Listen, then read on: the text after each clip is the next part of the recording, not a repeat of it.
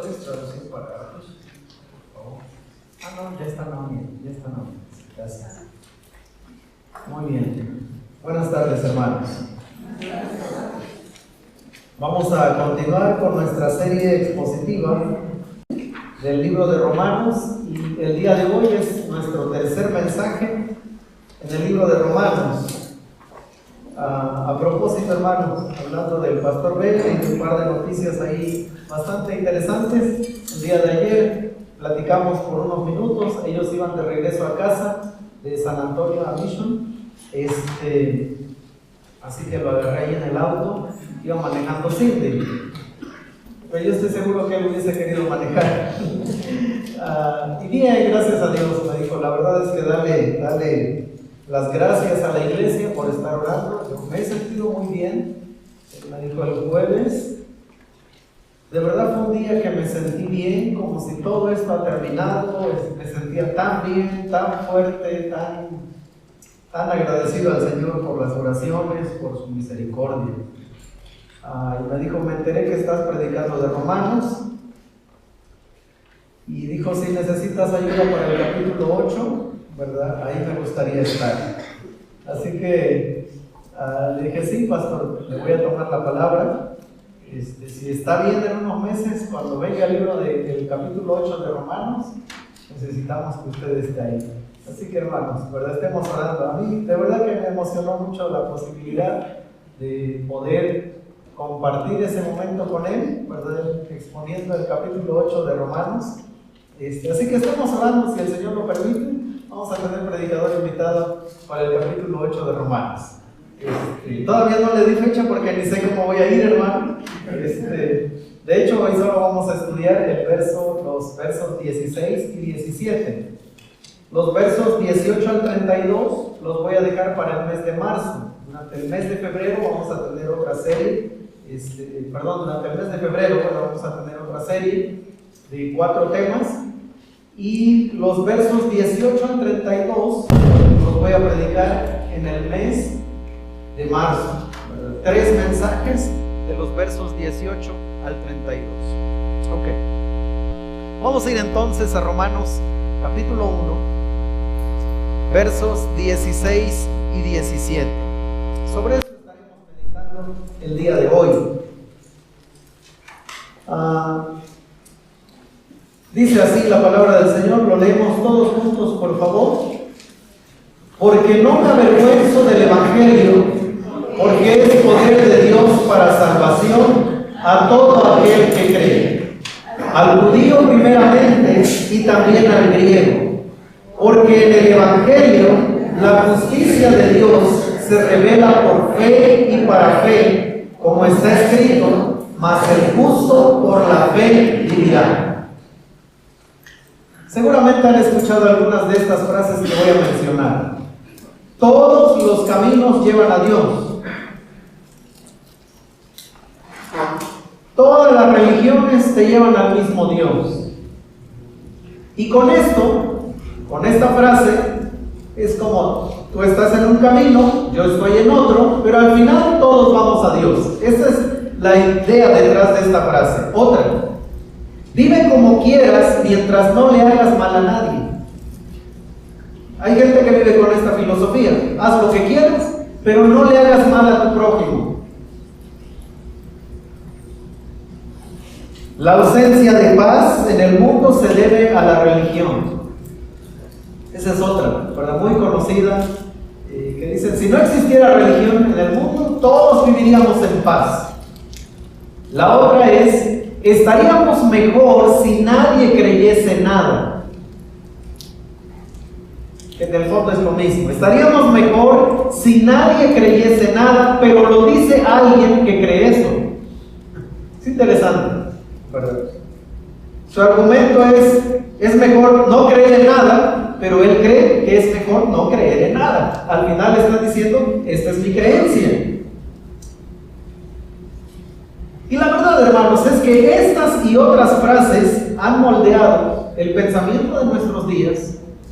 Y con estas ideologías, el cristianismo es colocado dentro de una de tantas opciones. O sea, el cristianismo es una de tantas opciones con estos pensamientos.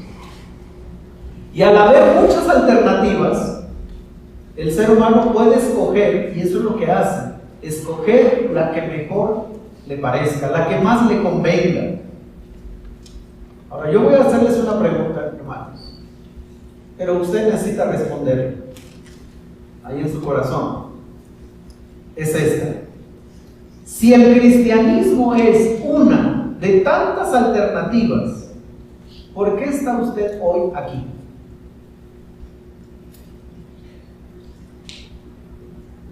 ¿Okay?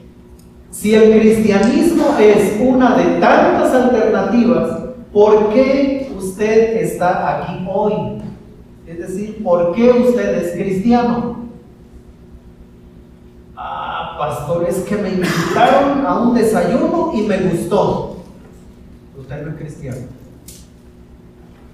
Es que me encanta la alabanza. Usted no es cristiano. Es que me siento bien aquí. No, usted no es cristiano. Esa no es la razón. Esta pregunta requiere algo más. Joven, ¿por qué estás hoy en la iglesia? Claro, ya sé que a algunos no les quedó opción, ¿verdad? Los levantaron y los trajeron, ya sé. Pero para los jóvenes que ya toman decisiones, ¿por qué estás aquí? ¿Por qué escogiste el cristianismo por encima de otras alternativas? ¿Por qué? ¿Por qué compartir con otros nuestra fe si teniendo una religión todos vamos al mismo Dios? ¿Por qué ir a molestar al vecino? ¿Por qué enviar parte de nuestros recursos al otro lado del mundo si allá también hay religión? ¿Por qué compartir con mi compañero de trabajo si él tiene una religión? ¿Por qué compartimos nuestra fe si de todos modos el que está a tu lado, teniendo una fe diferente, va al mismo Dios? Son preguntas, hermanos, que yo espero que les desafíen hoy a pensar en el Evangelio de una manera más concreta. El apóstol Pablo nos va a revelar lo que él creía acerca del Evangelio. En primer lugar, ya hemos dicho que sin Jesucristo no hay Evangelio. Si alguien comienza a hablar de la Biblia, pero en su predicación no encontramos a Cristo, él no está predicando acerca del Evangelio. El Evangelio es Jesucristo. En segundo lugar, aprendimos que el Evangelio nos une a un cuerpo de creyentes donde compartimos las mismas convicciones.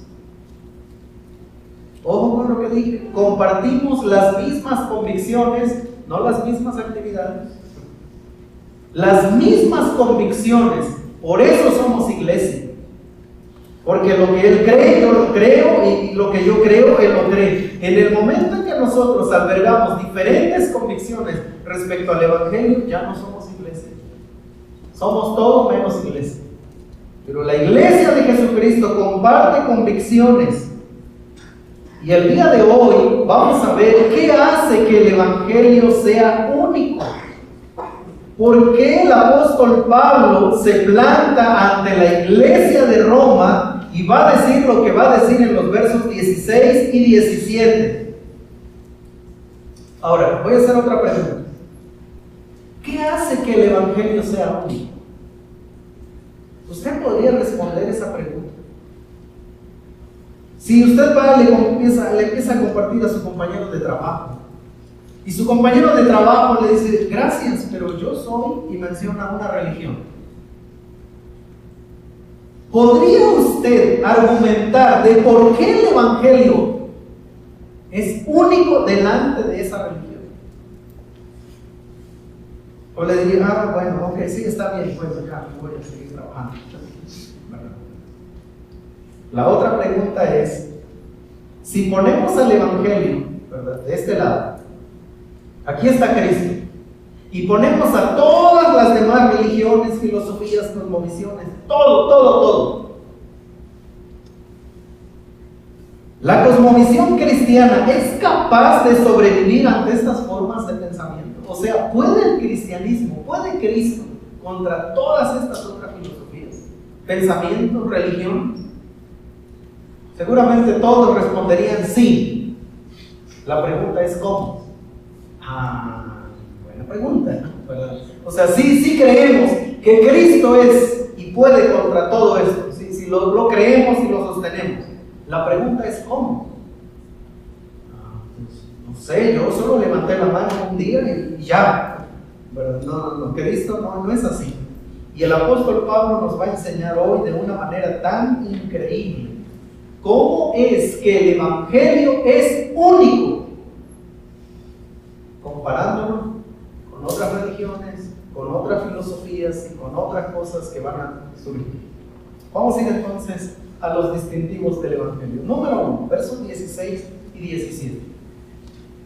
Que ya lo leímos, vamos a leerlo todos juntos. Dice así: porque no me avergüenzo del Evangelio, porque es poder de Dios para salvación a todo aquel que cree, al judío primeramente y también al griego, porque el Evangelio de la justicia de Dios se revela por fe, no para fe, como está escrito: más es justo por la fe cristiana.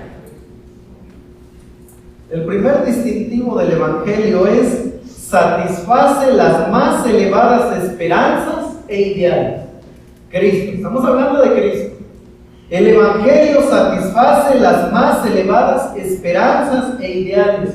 Pablo dice: no me avergüenzo del Evangelio porque es poder de Dios. ¿Saben? Pablo no está diciendo: miren, a mí no me da pena ser cristiano. Eso no es lo que Pablo está diciendo. Pablo no está diciendo, comparándome con otros creyentes, a mí no me da pena decir que soy cristiano.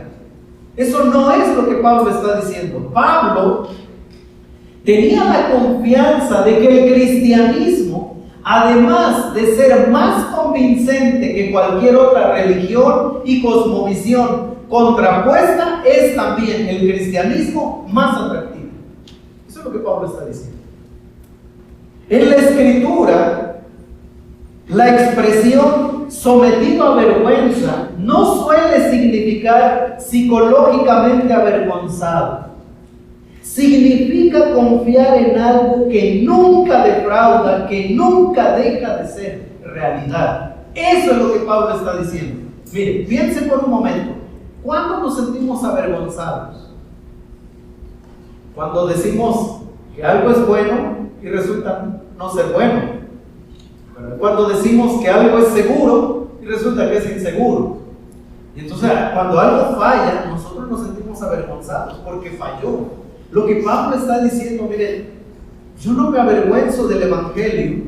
Lo que Pablo está diciendo es: esto no falla. Yo estoy convencido de que no falla, de que es verdad, de que es seguro. Ahora, Pablo solo creía en el cristianismo como una convicción de: yo estoy seguro que el cristianismo es verdad. Porque podía haber otra persona todavía más convencida de que lo que él creía era mucho más verdad que lo que creía Pablo. Cuando Pablo dice que no se avergüenza del Evangelio,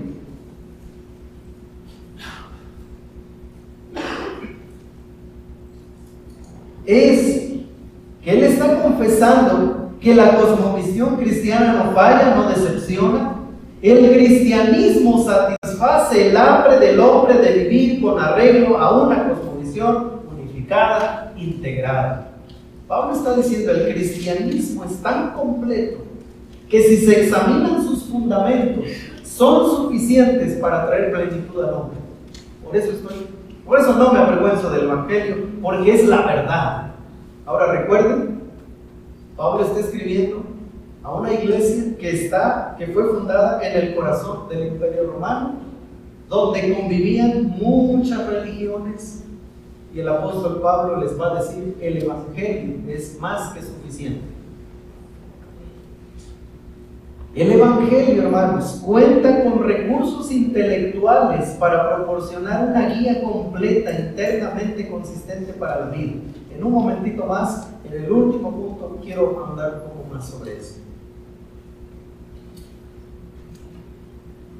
Vamos a ir a 2 Corintios 3:5, por favor. 2 Corintios 3.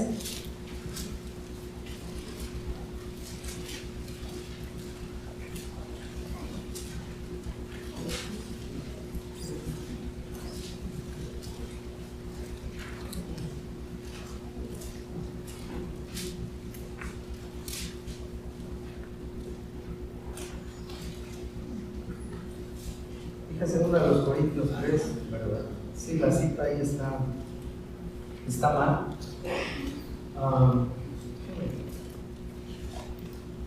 Déjame encontrarla rapidito.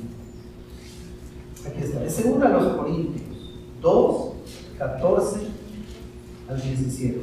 2 Corintios, ahí la cita está mal. 2 Corintios 2, 14 al 17. Dice: mas a Dios gracias, el cual nos lleva siempre de triunfo en triunfo en Cristo Jesús, y por medio de nosotros manifiesta en todo lugar el olor de su conocimiento, porque para Dios somos grato olor de Cristo en los que se salvan y en los que se pierden. A esto ciertamente olor de muerte para muerte, y a aquellos olor de vida para vida. Y para estas cosas, ¿quién es suficiente? Pues no somos como muchos que medran falsificando la palabra de Dios, sino que con sinceridad, como de parte de Dios y delante de Dios, hablamos en Cristo. El apóstol Pablo está diciendo: miren, Dios se ha revelado, Él ha revelado su conocimiento, y ese conocimiento es palpable, es visible para todos. Pero ese conocimiento va a terminar condenando a unos y salvando a otros. Y entonces cuando Pablo dice: yo estoy convencido de que el cristianismo no falla, no solo está convencido él como cuando uno cree algo aunque no sea verdad. Eso no es lo que Pablo cree. Este es el fundamento de Pablo. Juan 14:6 dice: Jesús le dijo: yo soy el camino y la verdad y la vida, nadie viene al Padre sino por mí. Jesús está diciendo: miren, no importa lo que ustedes crean, esta es la verdad. Yo soy el camino. Ahora, no importa cuántos caminos se levanten desde la tierra hacia el cielo, solo hay uno que llega al cielo, y es Cristo Jesús. Así que no es cierto que todos los caminos llevan a Dios. Eso es lo que dice el ser humano. Pero lo que dice Dios es: hay un solo camino, y ese camino es Jesucristo. Además, en Juan 10:10, el ladrón no viene sino para hurtar y matar y destruir. Yo he venido para que tengan vida y para que la tengan en abundancia, dijo Jesucristo. El Evangelio es Jesucristo. El cristianismo no es un sistema de creencias, es una relación con Jesús, quien está vivo. Y en esa relación con Jesús, en el Evangelio, el apóstol Pablo dice que se manifiesta el poder de Dios. ¿Y cuál es ese poder? Es un poder transformador. Cuando alguien viene a Cristo, pasa de muerte a vida, de tinieblas a luz. Y si hay alguien que pueda atestiguar de ese poder transformador, es el apóstol Pablo. Él puede trazar su vida un antes de Cristo y un después de Cristo. Y cuando Pablo dice que es poder de Dios, porque no me avergüenzo del Evangelio, porque es el poder de Dios para salvación, él no estaba diciendo: miren, yo antes iba a esa iglesia y ahora voy a esta. Eso no es lo que Pablo está diciendo. Eso no es el Evangelio para Pablo, cambiarse de una iglesia y luego irse a otra. Eso no es lo que Pablo está diciendo. Pablo está diciendo: antes, sin Cristo, yo estaba muerto, y ahora en Cristo yo estoy vivo. Yo antes vivía en las tinieblas y ahora vivo en la luz. Y él puede decir: después de eso mi vida fue transformada, mis convicciones fueron cambiadas, mis prioridades fueron restablecidas, mi carácter comenzó a ser transformado, mi forma de pensar comenzó a cambiar. Incluso el foco del Evangelio es mi forma de pensar respecto a Cristo. Fue completamente diferente. Cuando Pablo dice el Evangelio, él no está pensando en que antes yo iba a una religión y ahora sigo otra religión y esa religión es Cristo. No, eso no es lo que está diciendo Pablo. Pablo está diciendo que el Evangelio es el poder de Dios que transforma. El segundo distintivo es que el Evangelio es de alcance universal para salvación a todo aquel que cree. Ahora, ¿salvo de qué? Pablo dice que el Evangelio es el poder de Dios para salvación a todo aquel que cree. ¿Salvos de qué? Muchos dicen, yo soy buen padre, yo soy buen hijo, yo no le he sido infiel a mi esposo, a mi esposa, educo bien a mis hijos, proveo para mi casa. Cuando ellos piensan en el Evangelio, lo primero que ellos ponen es como, yo soy buena persona, yo no necesito el Evangelio. El Evangelio me necesita a mí. Necesita ejemplares como yo. El apóstol Pablo dice que el Evangelio es poder de Dios para salvación. ¿Salvos de qué? Nuestro gran problema es la ira de Dios. Dios está airado. Claro, predicar de un Dios airado nos gusta. Pero sin la ira de Dios no estaríamos predicando de la gracia de la que acabamos de cantar. Dios está airado. ¿Y cuál es la razón de su ira? Bueno, en un momentito voy a entrar a eso. Pero además dice, para salvación a todo aquel que cree. El cristianismo es el sistema más inclusivo que existe. Ahora que esa palabrita está de moda. El cristianismo es el sistema más inclusivo que existe. No hace distinción de personas. Su afirmación es la siguiente: todos están condenados, todos pueden ser perdonados, todos.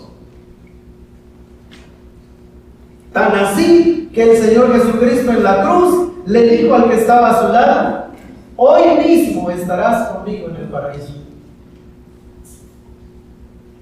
Mire, ¿sabe quiénes iban a la cruz? Los peores criminales. No era un asaltante común que robó una cartera. Los que iban a la cruz eran los peores criminales. Por eso estaban ahí. Y en los últimos momentos de su vida, confió en Jesucristo. Y Jesucristo lo salvó. ¿Sabe de qué lo salvó? De la ira divina. No lo salvó del castigo que él merecía, por eso estaba en la cruz. Él lo salvó de la ira divina, que todavía es peor. Pero dice, para salvación a todo aquel que cree. ¿Qué debe creer una persona para que sea salva? Esa es otra pregunta que usted debe responder. ¿Qué debe creer una persona para que sea salva? Supongamos que usted mañana le empieza a compartir a una persona en su trabajo y esa persona le dice, ok, me gusta lo que tú crees. ¿Qué debo hacer? ¿Cuáles son las convicciones que una persona debe tener para poder ser salva? No son sentimientos, hermanos. Ay, es que yo siento que necesito a Cristo. No, esos son emociones. Y Jeremías 17:9 dice, engañoso es el corazón y perverso. Porque al siguiente día tal vez no sienta que necesita a Cristo. Son convicciones. El Evangelio es convicción. Quizá le van a preguntar, ¿solo por creer? Sí, así de fácil, hermanos, es pasar de muerte a vida. Así de fácil. Pero así de difícil es. ¿Por qué? Porque desde la Biblia la sola fe es suficiente. Pero para el ser humano necesita fe más hacer algo. Por eso es que cuando usted comparte, la gente está pensando, pero solo por creer, ¿no debería yo hacer algo en tu iglesia? ¿No debería yo hacer algo antes, como algún asunto altruista, como para complementar mi fe? Mire, desde el momento en que el hombre piensa que debe hacer algo para ser aceptado por Dios, en ese momento está invalidando el Evangelio en su totalidad. Cuando una persona piensa que necesita fe más hacer algo, adiós Evangelio, ya no más, ya no hablemos de la suficiencia de Dios. Pero es interesante porque dice para salvación a todo aquel que cree. El apóstol Pedro dice en 2 de Pedro 3:9, el Señor no retarda su promesa, según algunos la tienen por tardanza, sino que es paciente para con nosotros, no queriendo que ninguno perezca, sino que todos procedan al arrepentimiento. Así que cuando usted se pregunta, ¿por qué Dios no ha venido por su iglesia? Mire cuánto pecado hay, cuánta maldad hay. El apóstol Pedro dice, es por su paciencia. la paciencia con aquellos que le rechazan, como vamos a estudiar en los versos 18 al 32. O sea, Dios es paciente con aquellos que le dicen no, gracias. Pero el apóstol Pedro dice, no queriendo que ninguno perezca. Por eso tengo aquí esta notita que dice, la afirmación del Evangelio es que todos están condenados, todos pueden ser perdonados. Cuando lleguemos al capítulo 8, algunos encuentran una contradicción en las enseñanzas del apóstol Pablo.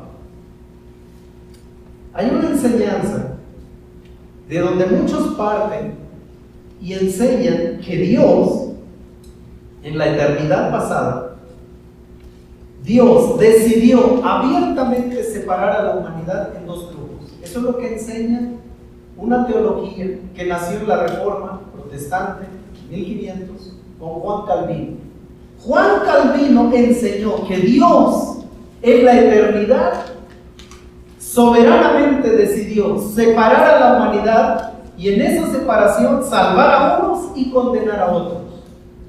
Esa teología se llama calvinismo. Que Dios decidió soberanamente abrir la humanidad y dijo, estos se van a salvar y estos se van a condenar. Cuando uno comienza a estudiar el libro de Romanos y comienza a estudiar el Nuevo Testamento, uno se encuentra con esto. El apóstol Pablo dice, porque es poder de Dios para salvación a todo aquel que cree. Ahora, ¿cómo funciona esta teología? Los que enseñan que Dios separó a la humanidad, esto es lo que hacen cuando llegan a este pasaje. Porque es poder de Dios para salvación a todo aquel que cree, abren paréntesis y dicen, si es elegido por Dios para salvación, cierran paréntesis, al judío primeramente y también al griego. Cuando ellos leen 2 de Pedro 3:9, lo leen así: el Señor no retarda su promesa según algunos la tienen por tardanza, sino que es paciente con nosotros, no queriendo que ninguno, abren paréntesis, no queriendo que ninguno perezca, abren paréntesis, dentro de los elegidos, cierran paréntesis, sino que todos, abren paréntesis, todos los elegidos procedan al arrepentimiento. Esa es una de las doctrinas que ha hecho mucho daño al cristianismo. De eso vamos a hablar en el capítulo 8, y voy a invitar al pastor Bel para que lo explique. 3. Otro distintivo del Evangelio es que es multicultural. Aquí me voy rapidito. Al judío primeramente y también al griego. En los tiempos del Nuevo Testamento, el judío representaba la religión,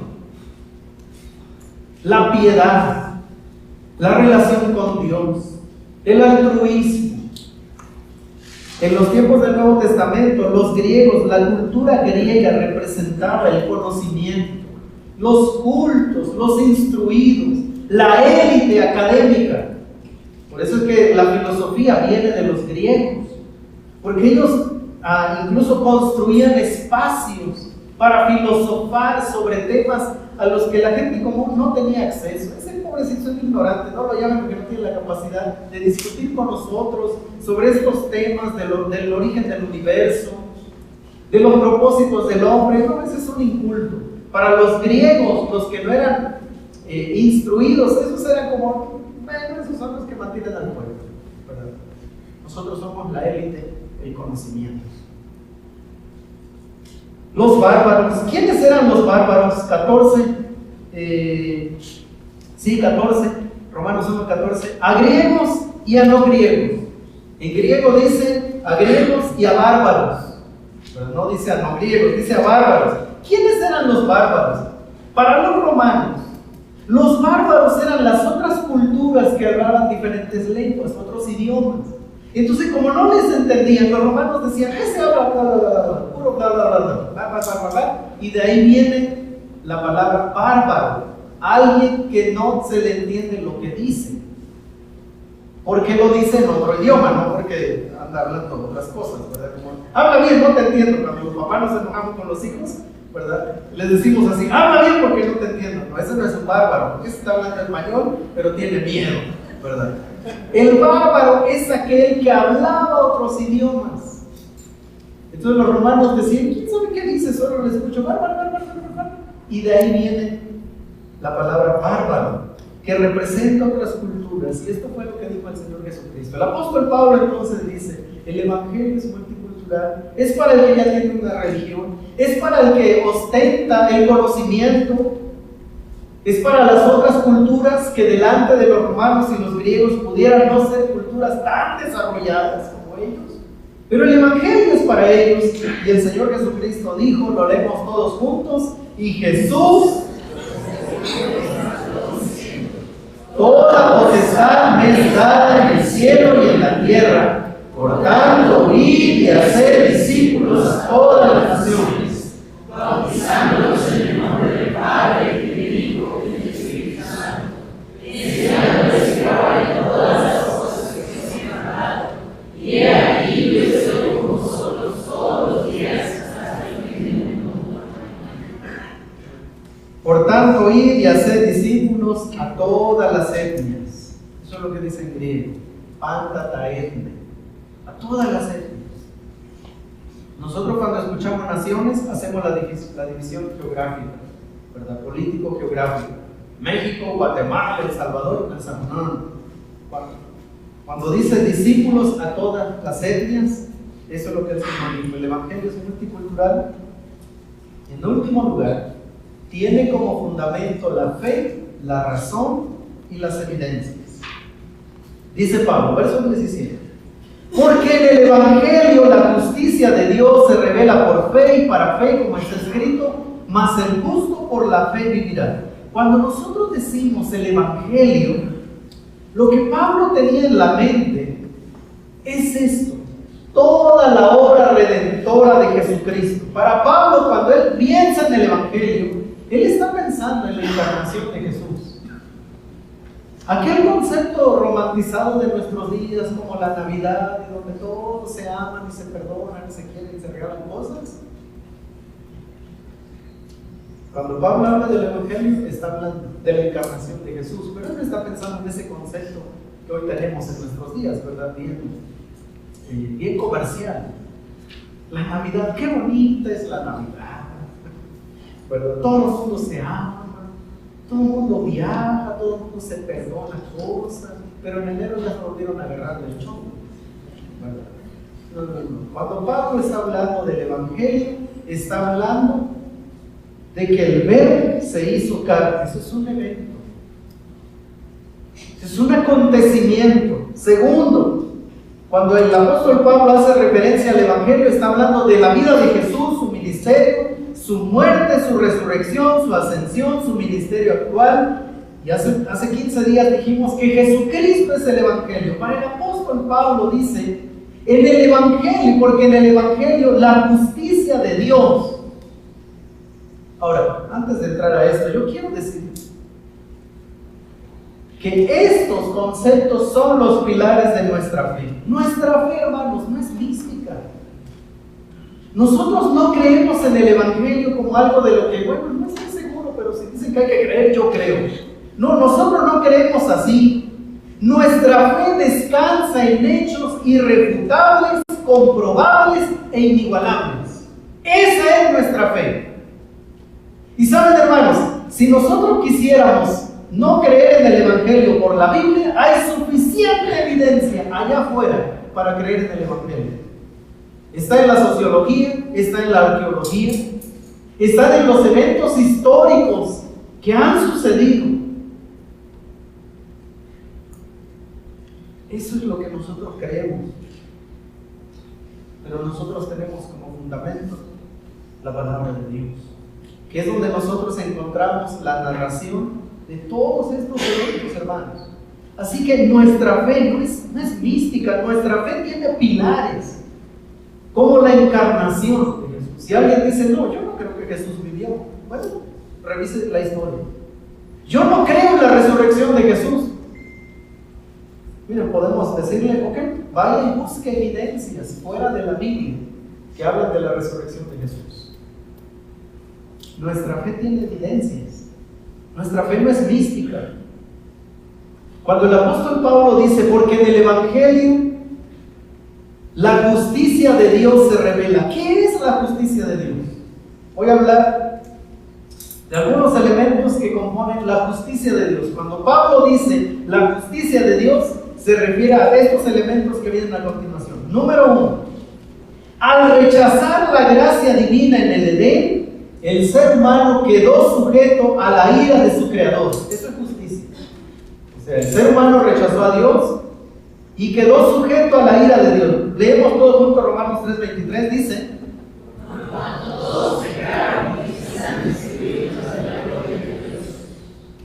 por cuanto todos pecaron, todos.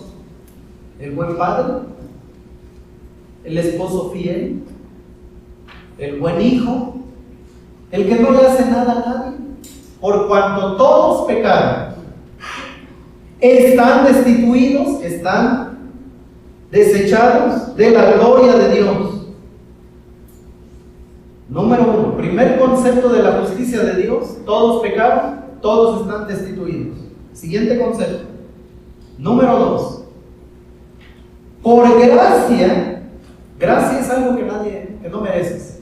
Como si te dan algo, no lo mereces y te lo dan. Por gracia, Dios mismo provee el medio para salvar al hombre de la ira divina, de su propia ira, de la ira de Dios. Y ese único medio es Jesucristo. No hay otro, hermanos. Cuando Pablo dice la justicia de Dios, está diciendo el ser humano rechaza a Dios, por ende se somete a la ira divina. Segundo concepto de la justicia de Dios: el único medio para apaciguar la ira de Dios es Jesucristo. Primera Timoteo 2:5 lo leemos. Porque hay un solo Dios y un solo mediador entre Dios y los hombres, Jesucristo. Porque hay un solo Dios y un solo mediador, y no dice mediadora. No importa quién le haya puesto ese título, delante de Dios solo hay un mediador. Y si el hombre quiere erigir 10 mediadores delante de Dios, el aceptable solo es uno. Y ese mediador, ¿qué hace un mediador?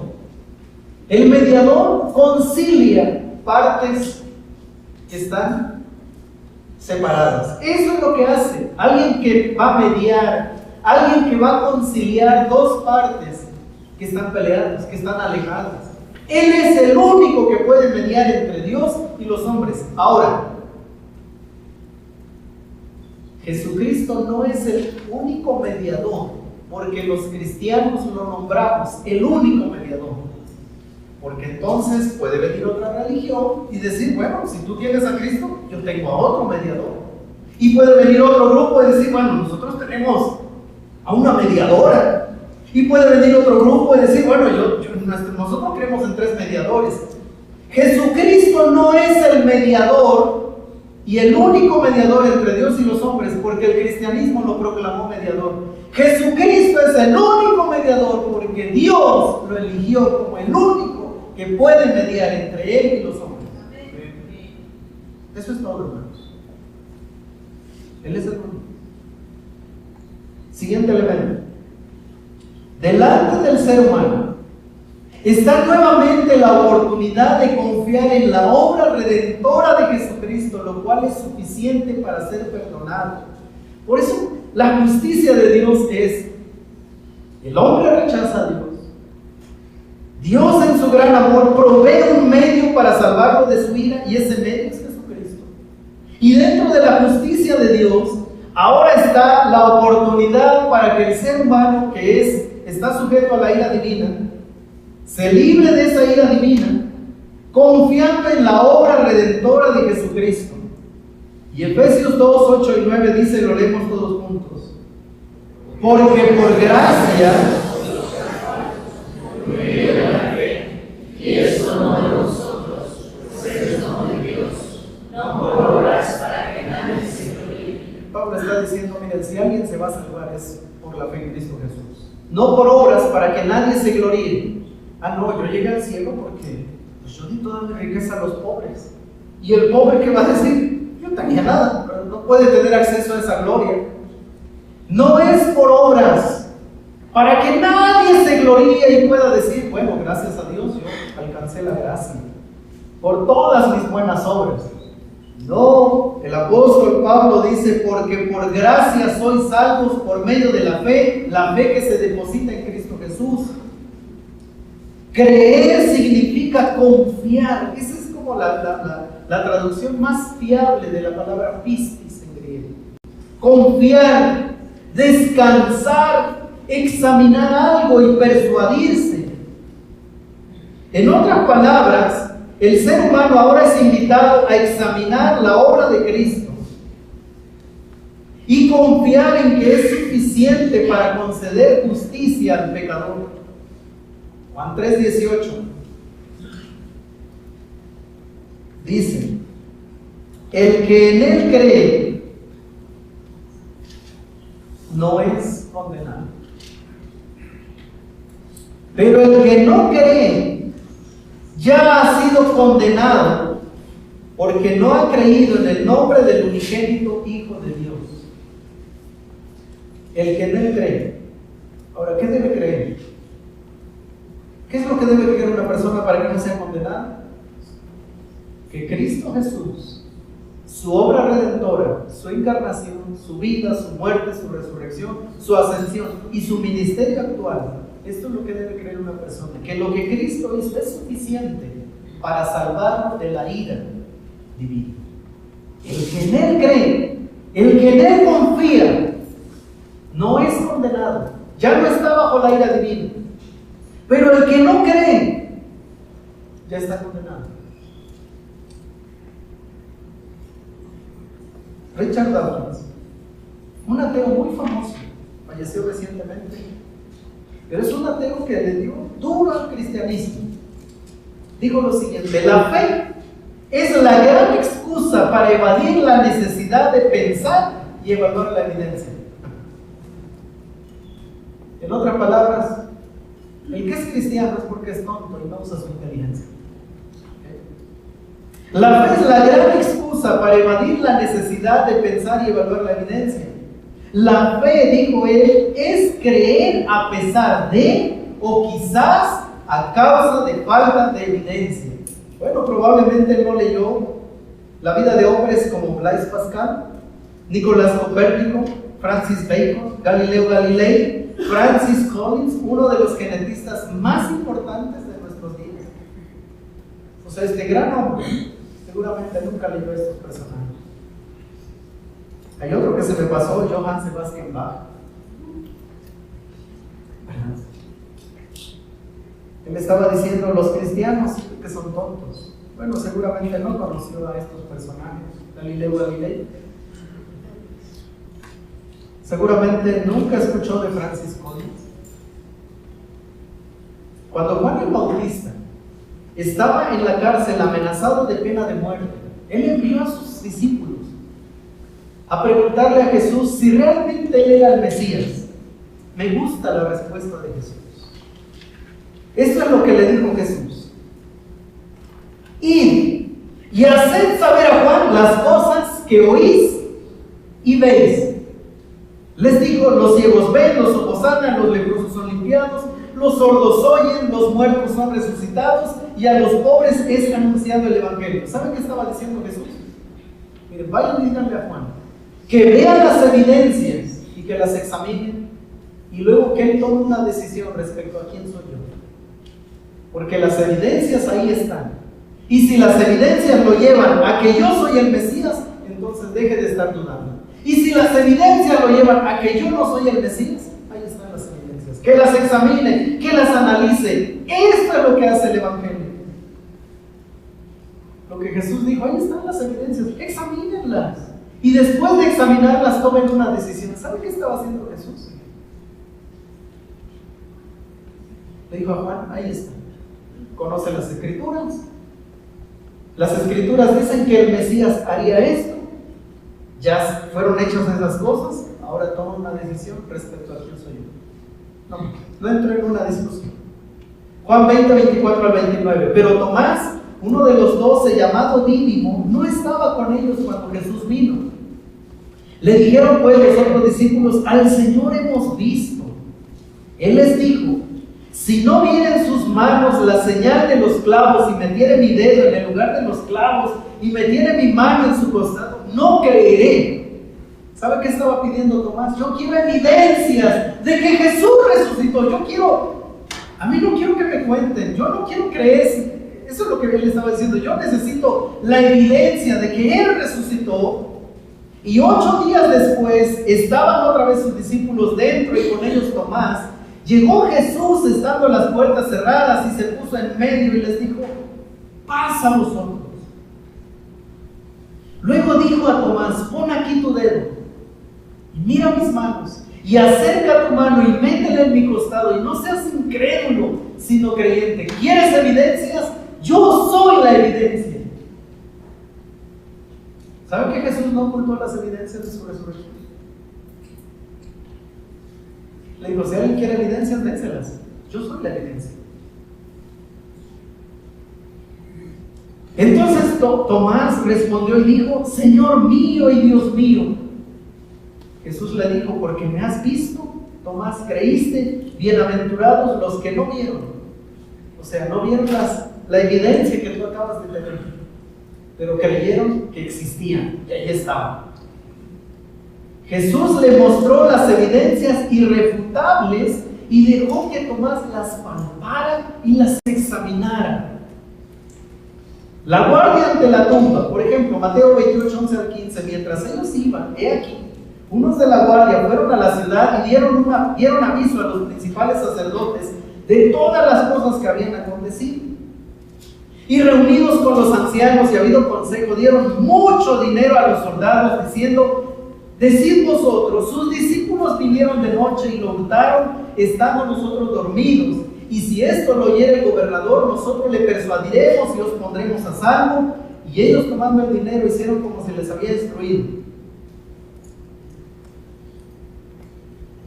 Si no se puede refutar la resurrección, por lo menos la vamos a intentar negar. O sea, los ancianos sabían que el testimonio de los soldados de la resurrección de Jesús era real. Ellos lo sabían. ¿Y qué hicieron? Lo vamos a ocultar con unos cuantos pesos.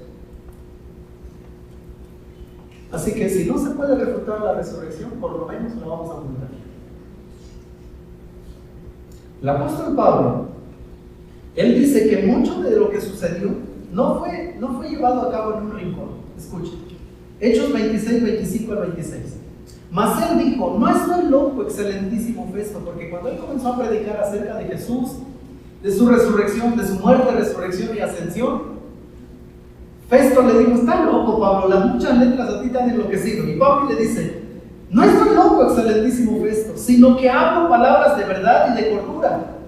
Pues el rey sabe que estas cosas, hablando de Jesucristo, de su encarnación, de su vida, de su muerte, resurrección y ascensión, pues el rey sabe que estas cosas, delante de quien también hablo con toda confianza, porque no pienso que ignora nada de esto, pues no se ha hecho esto en algún rincón.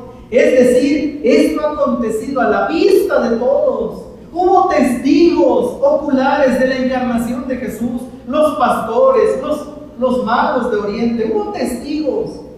Hubo evidencia fehaciente de la encarnación de Jesús. Número 2, hay evidencia de la persona de Jesús. Hubo vidas transformadas, vidas cambiadas. Hay evidencia suficiente sobre la muerte de Jesús, pero también hay evidencia suficiente sobre la resurrección de Jesús, y hay evidencia suficiente sobre la ascensión de Jesús. Y Pablo le dice a Festo: todo esto no se hizo a escondidas. Ahí están las evidencias, examinadas. Pastores, reyes, médicos y recaudadores de impuestos pudieron comprobar los hechos fundamentales del mensaje cristiano. Lo que se les comunicó fue una descripción precisa de la realidad, no un sistema de creencias. Esta orientación a la realidad es el clima intelectual positivo en el que viven y respiran las preposiciones y los hechos esenciales. esenciales del Evangelio. Es una mentalidad por la que la gente es liberada por una verdad verificable, capaz de desafiar la tradición, cuestionar el poder y luchar por la vida y la sanidad contra la muerte y la decadencia. Y el Señor Jesucristo dijo: y conoceréis la verdad, no un sistema de creencias, conoceréis la verdad, los hechos fundamentales de nuestra fe, y esa verdad los hará libres. Cuando una persona, el último elemento hablando de la justicia de Dios, cuando una persona cree, ¿qué es lo que cree? La obra redentora de Jesús, la perfecta justicia de Cristo pasa a ser suya. Por eso el apóstol Pablo dijo, lo leemos todos juntos: justificados pues por la fe, tenemos paz para con Dios, y también tenemos entrada por la fe a esta gracia, en la cual estamos firmes, y nos gloriamos en la esperanza de la gloria de Dios. Entonces Pablo dice: porque en el Evangelio la justicia de Dios, su ira y su perdón es el del Evangelio, donde uno lo puede ver en toda claridad. Esa justicia se revela por fe. Venimos a Cristo por fe y mantenemos nuestra vida de fe hasta que Él venga. Comienza en fe y se mantiene por fe. No es que vengo a Cristo por fe, pero me mantengo siendo su hijo haciendo cosas. Vengo a Cristo por fe y me mantengo como hijo por fe. ¿Cuál es la conclusión de esto? Mas el justo por la fe vivirá. ¿De dónde tomó esta cita el apóstol Pablo? De Habacuc, el profeta Habacuc. El profeta Habacuc,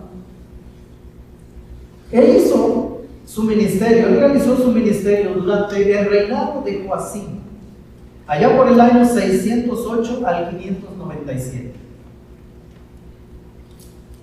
Lo que le inquietaba al profeta Habacuc era que parecía que los malos ejercían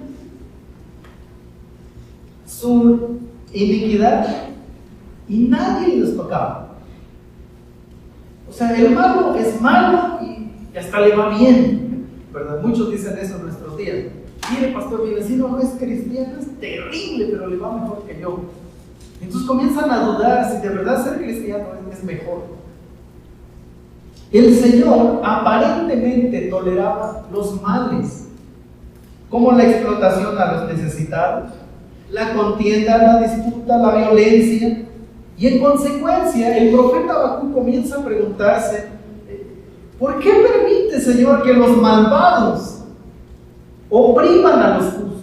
¿Por qué te permites eso? Pero él lo hace en tono de queja. El Señor le contesta: los que hacen el mal serán castigados. Tranquilo, Habacuc. Tranquilo. Los malvados un día serán castigados. Pero esta respuesta no es suficiente para el profeta. Y le vuelvo a hacer otra pregunta. Porque además, ¿sabe quiénes iban a ser el instrumento para castigar a los malvados en Israel? Los babilonios. O sea, un pueblo pagano. Dios iba a usar a un pueblo pagano para castigar a los impíos de su pueblo.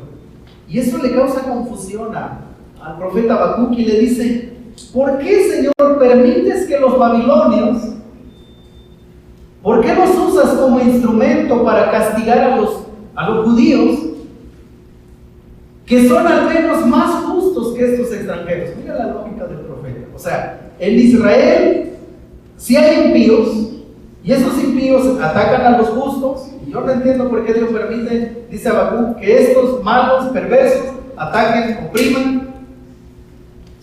Pero cuando Dios revela su plan y le dice: no te preocupes, yo voy a traer al pueblo, a los babilonios, para castigar a los impíos, entonces Habacuc hace sus cuentas y dice: algo no me cuadra.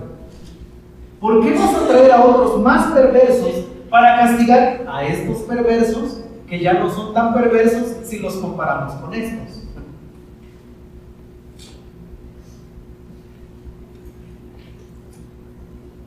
Entonces, la enseñanza detrás de Habacuc es: tu deber es confiar y hacer lo que sea justo, aun cuando no puedas entender la justicia de Dios. Tu deber es confiar y hacer lo que debes hacer, aun cuando no entiendas la justicia de Dios. Espera. No lo entiendes todo, no logras entender todo lo que hay detrás de esto, pero espera, confía. Entonces viene el apóstol Pablo y dice: mas el justo por la fe vivirá. Cuando una persona viene a Cristo, quizás no tiene claridad en todo el evangelio que acabo de explicar, hermanos. Quizás no puede explicar cómo es este tema de que el verbo se hizo carne. Claro que un nuevo creyente no lo va a entender. Va a tomar años poder tratar de descifrar esto. Quizás no pueda entender cómo es que, siendo el Hijo de Dios, murió en la cruz. Y luego vienen esas preguntas, ¿verdad? ¿Quién murió en la cruz? Quizás no puedas descifrar todos los misterios del Evangelio, pero el apóstol Pablo dice: quien descansa en la obra redentora de Jesucristo, aunque no entienda intelectualmente en su totalidad, pero quien confía en que la obra redentora de Cristo es suficiente para salvarlo, mas el justo por la fe vivirá. Este es el tema central de Romanos, que va a desarrollar en los próximos capítulos: la justicia de Dios. Queridos hermanos, así que voy a regresar a las primeras preguntas del mensaje de hoy. Si el cristianismo es una de tantas opciones, ¿por qué llegó usted hoy a la iglesia? En otras palabras, ¿por qué escogió usted el cristianismo por encima de esas opciones? Y la segunda, ¿qué hace que el evangelio sea único entre todas esas opciones?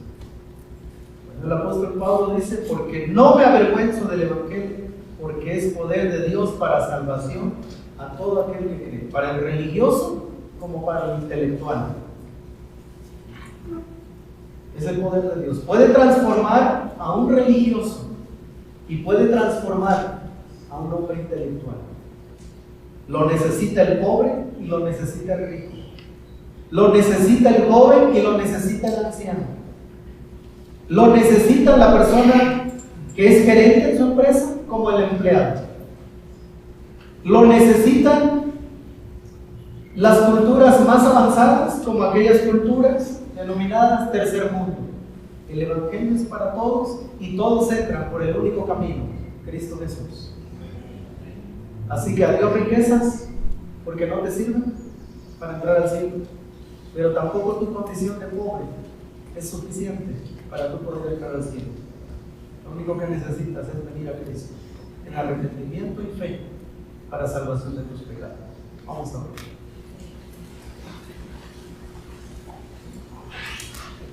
Así como está. Quisiera cerrar este tiempo haciendo una invitación. El Evangelio tiene pilares irrefutables, tiene hechos consistentes. La muerte y resurrección de Cristo tiene evidencia. La Biblia dice que Él es el único camino para llegar al cielo.